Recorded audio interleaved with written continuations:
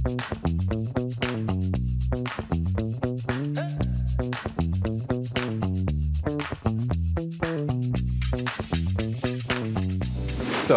dynamic pricing in parking, game changer or frustration for drivers? It's a big debate right now. Cities can optimize space, boost revenue, and reduce congestion by adjusting prices based on demand.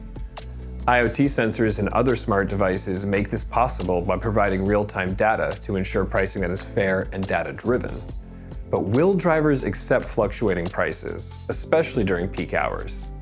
That's where transparency is key. When users see real-time pricing updates through mobile apps or signage, they understand why prices change and can plan accordingly. It's about trust. When pricing is clear and based on actual demand, people are more likely to accept it. So the real question isn't whether dynamic pricing works. It's how we implement it and how we communicate it to those it will affect. Recently, I've had a lot of people ask me what the term dynamic pricing means. True dynamic pricing uses artificial intelligence and big data analytics. More specifically, predictive analytics help facilitate a better understanding of buying behaviors and price sensitivities of your customers.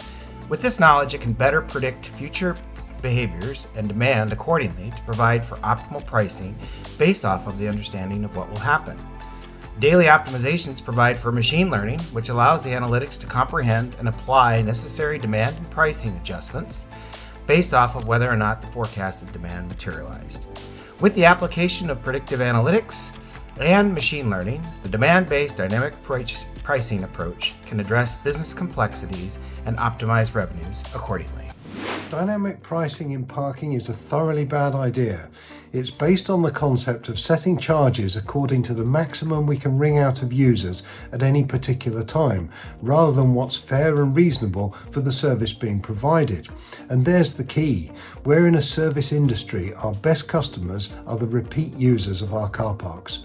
While dynamic pricing has the short-term ability to maximize profit, drivers will feel misled and frustrated when prices spike during periods of peak demand. This unpredictability gives negative customer experiences and deters regular use. It also disadvantages those who can't adapt their schedule, like shift workers. To balance profitability with fairness and user acceptance, it's actually it's all part of the game. Without customer satisfaction, you're not going to have bookings, you're not going to have profitability. So if you have customers that live closer by to the airport and they have an alternative, you can target them with cheaper prices and get them to park with you instead of using the alternative.